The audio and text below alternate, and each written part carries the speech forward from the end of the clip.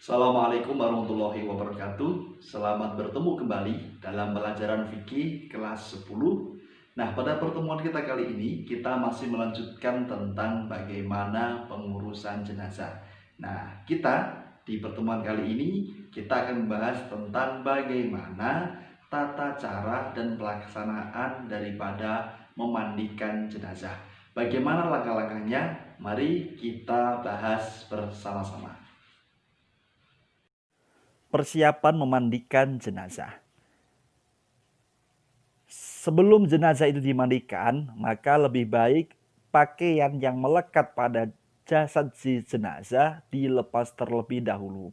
Maka ketika sendakep itu lebih baik tangannya telentang. Karena apa? Kalau telentang itu mudah untuk dilepas pakaiannya. Berbeda dengan ketika tangan si mayit itu disedakepkan di dada. Nah, jikalau sudah bisa dilepas maka silakan dilepas.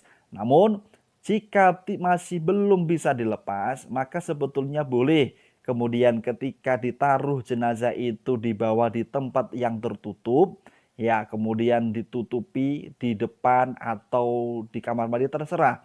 Itu segera kemudian pakaian si mayit itu dilepas. Nah, diusahakan orang yang memandikan jenazah itu adalah keluarga atau mahram daripada si mayit. Ini untuk menghindari terjadinya fitnah. Karena apa? Mayit itu meninggal dalam kondisi yang berbeda-beda. Kadang dia sehat, kadang juga membawa penyakit. Nah, jikalau mayitnya itu pakaiannya sulit untuk dilepas, maka boleh dengan digunting bagian baju atau celananya dengan menggunakan gunting. Diusahakan orang yang memandikan jenazah itu minimal ada 3 atau bahkan 4 juga diperbolehkan. Kemudian setelah itu siapkan 2 buah kain tebal atau kain handuk. Kalau bisa ya, satu kain untuk ganti, kemudian satu kain itu untuk menutup tubuh atau badan daripada si jenazah. Kemudian yang kalah penting lagi, jika menggunakan meja, gunakan meja yang ada lubangnya. Nah, ini untuk menghindari apa? Maka ini untuk antisipasi sebetulnya, karena ketika mayit itu dimandikan, maka ada kotoran-kotoran yang jatuh. Maka ketika memakai meja yang berlubang itu untuk mempermudah kotoran itu jatuh ke bawah kemudian tersiram dengan air. Kemudian berikutnya siapkan air untuk proses memandikan jenazah. Air itu boleh menggunakan dengan bak, ya wadah air yang itu dicampur dengan remasan daun bidara, atau boleh menggunakan yang namanya kran atau selang, itu boleh. Kemudian satu ember kecil lagi siapkan air yang sudah dicampur dengan kapur barus. Ini yang merupakan sunnah yang diajarkan oleh Rasulullah Shallallahu Alaihi Wasallam. Dan disunahkan lagi ketika memandikan jenazah hendaknya jumlahnya itu ganjil. Misalkan 1, 3, misalkan atau 5, 7 dan lain sebagainya. Nah, karena apa ini juga meniru sunnahnya Rasulullah Shallallahu Alaihi Wasallam. Di samping itu diusahakan semaksimal mungkin air yang disiapkan untuk memandikan jenazah adalah air yang suci, bukan air yang najis atau air yang mustakmal. Kemudian yang memandikan jenazah itu diusahakan sebetulnya berjumlah 4 orang. Ada 2 orang yang memegang penutup, ada 2 orang yang bertugas memandikan jenazah. Yang satunya itu memegang cibu atau memegang airnya atau selangnya, kemudian yang satunya bagian membersihkan atau memandikan jenazah itu. Tetap sekali lagi diusahakan yang memandikan jenazah adalah orang yang anggota keluarga atau mahramnya. Kemudian yang gak kalah pentingnya lagi, gunakan masker, gunakan sarung tangan. Bagi orang yang memandikan jenazah, apa fungsinya sarung tangan? Agar minimal 1 tidak tertular penyakit dari jenazah. Kadang jenazah itu meninggal dunia membawa penyakit. Maka kita antisipasi menurut kedokteran, menurut kesehatan, antisipasi menggunakan sarung tangan. Yang kedua, agar tidak bersentuhan langsung dengan aurat atau kotoran jenazah. Karena mungkin kita membersihkan jenazah itu, memandikan, mungkin tangan kita menyentuh kotorannya jenazah dan sebagainya, maka dengan kita menggunakan sarung tangan itu fungsinya adalah untuk menghindari supaya tidak tertular penyakit jenazah. Kemudian yang kedua, agar tidak bersentuhan langsung dengan aurat atau kotoran daripada jenazah tersebut. Nah, kemudian yang berikutnya, masker. Fungsinya masker itu untuk apa? Ketika kita memakai masker, fungsinya adalah untuk menghindari bau yang tidak enak. Mungkin karena berbeda-beda macam manusia meninggal dunia itu karena mungkin penyakit, baunya yang tidak sedap, maka kita antisipasi menggunakan masker. Atau mungkin untuk menghindari penyakit yang tertular.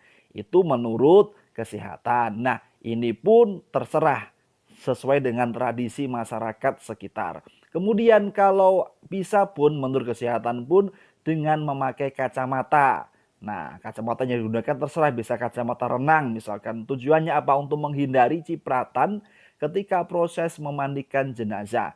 Nah, itu untuk mengantisipasi, sekali lagi menggarisbawahi, memakai masker, memakai sarung tangan, memakai kacamata itu untuk antisipasi menghindari jikalau terkena cipratan air yang itu mungkin si jenazah itu memiliki penyakit. Kemudian yang berikutnya, siapkan handuk waslap.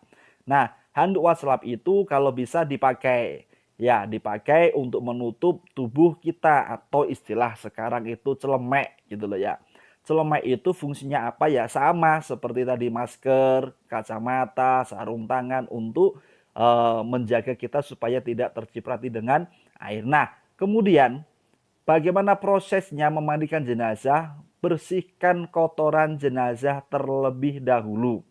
Nah, yang dibersihkan itu adalah diurut dulu ya. Jadi bersihkan bagian kepala jenazah. Dari mulai mata, kemudian hidung, kemudian telinga itu.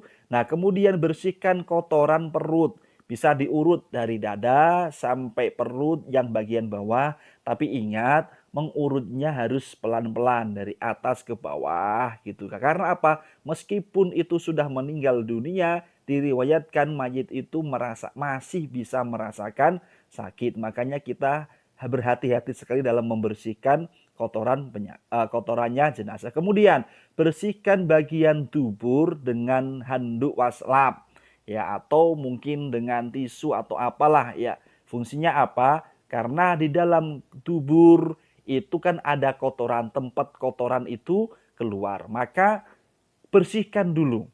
Bersihkan dulu sebelum dimandikan, bersihkan dulu karena logikanya orang yang meninggal dunia itu kan sudah tidak bisa menahan. Maka ketika dia gerak sedikit saja, digerakkan sedikit saja, maka kotorannya itu akan keluar. Nah, kemudian diusahakan dibersihkan betul bagian dubur maupun kubulnya sebetulnya. Nah, kemudian yang berikutnya, yang kedua adalah diwudukan jenazah. Ya, diniati untuk mewudukan jenazah. Basuh bagian-bagian rukunnya saja. Misalkan basuh wajahnya, basuh tangannya, tangan kanan atau kiri, usap kepalanya jenazah, kemudian basuh kakinya kanan dan kiri. Hanya cukup satu kali saja, sudah cukup sebetulnya untuk mewudukan si mayit. Nah, bagaimana? Kemudian yang ketiga, proses memandikan jenazah. Jenazah dalam posisi telentang, maka kita mulai menyiramnya dari kepala jenazah. Siram dari mulai kepala jenazah sampai kemudian setelah itu ke bawah. Nah, tubuh jenazah setelah disiram tadi kemudian dimiringkan ke kanan.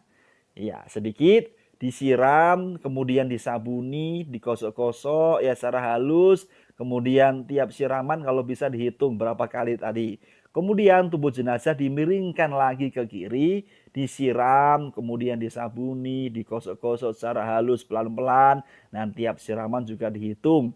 Nah, itu sunahnya. Kemudian setelah itu selesai dibilas semuanya. Nah, tiap siraman pun juga dihitung sampai bilasan terakhir. Itu sunnah. Sekali lagi sunnah. Sunnah itu. Nah, ini beberapa hal tentang memandikan jenazah. Kemudian setelah dimandikan maka dihanduki dengan kain. yang terbentang tadi, yang sudah disediakan tadi, di atas jenazah ditutupkan kain tersebut, kemudian dihandukkan ke tubuh jenazah. Boleh menggunakan kain atau handuk, atau menggunakan sejenis jari atau sewek, terserah. Itu untuk menutupi jenazah atau tubuhnya jenazah. Setelah dirasa sudah cukup, maka kain atau handuk yang sudah disiapkan sebelumnya tadi, ya dibentangkan kan, kemudian handuk yang basah diambil dan diganti ditutupi dengan kain atau handuk yang kering yang membentang, yang menutupi ke seluruh tubuh daripada jenazah tersebut. Demikian tadi penjelasan praktek tentang memandikan jenazah. Sekian pertemuan kita pada kali ini. Saya akhiri. Wassalamualaikum warahmatullahi wabarakatuh.